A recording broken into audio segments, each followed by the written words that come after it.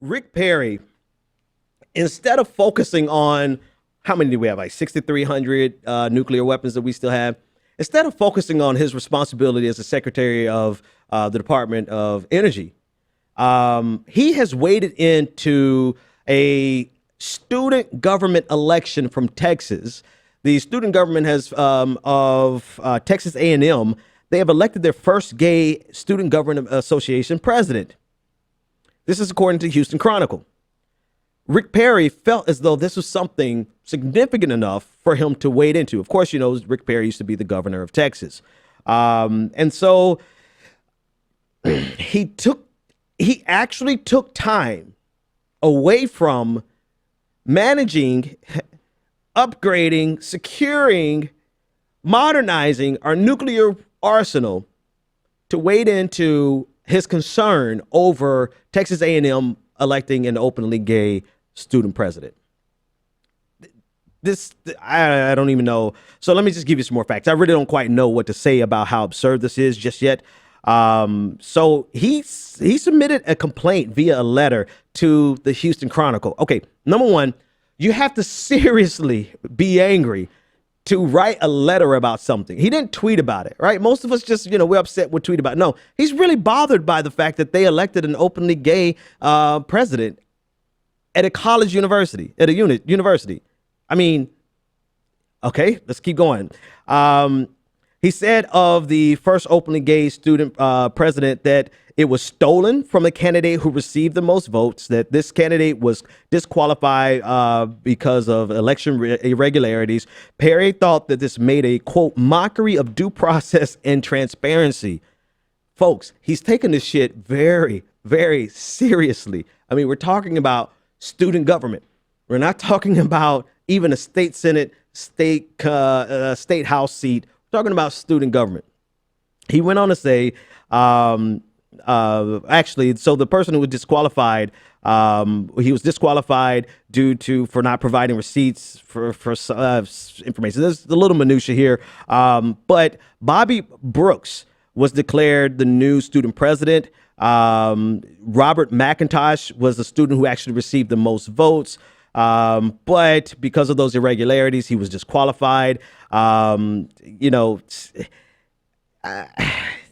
So McIntosh is actually seems like the adult here. He says, "I'm thankful for Secretary Perry's support of fairness in the Houston Chronicle. I did not at all expect his editorial, and I'm humbled to have his support. He made a compelling case for which I supported. Of course, he's like, thank you, Secretary. But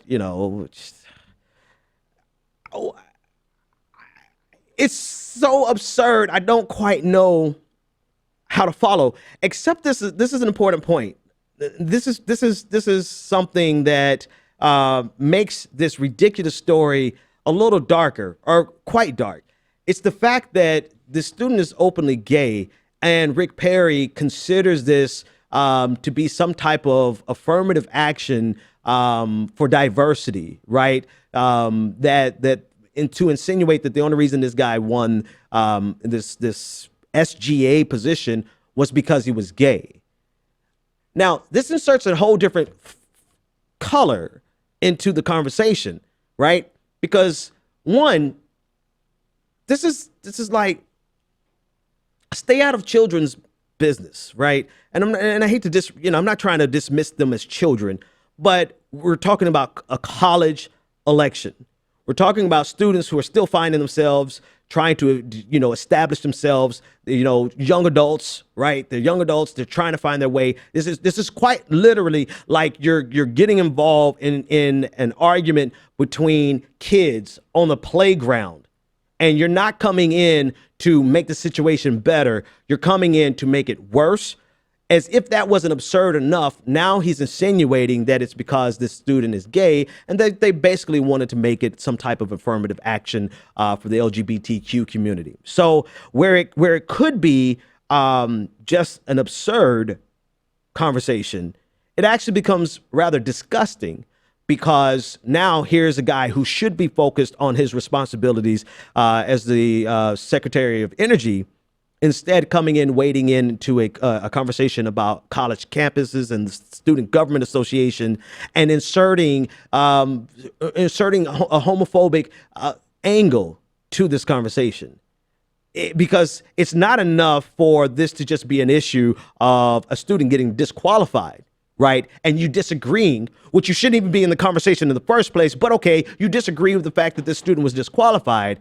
You have to insert into there that, well, he was intentionally disqualified because they wanted to put their first openly gay Student Government Association president there. We are surrounded by clowns. We're surrounded by clowns who are feckless, but we're also surrounded by clowns who are feckless and insidious.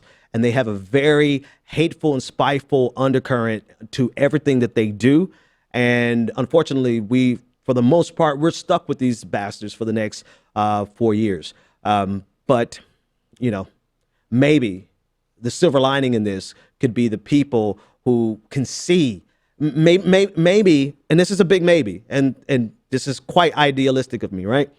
But maybe people can see through their own bigotry who would side with Rick Perry on the claims that this is some type of affirmative action. Maybe they can see through that bigotry for a moment and just see how damn childish this entire administration is, and can take a step back and say, I may be a bigot just like Rick Perry, but why the hell is this dummy involved in this conversation in the first place? That's wishful thinking probably, but you never know. Maybe it'll work.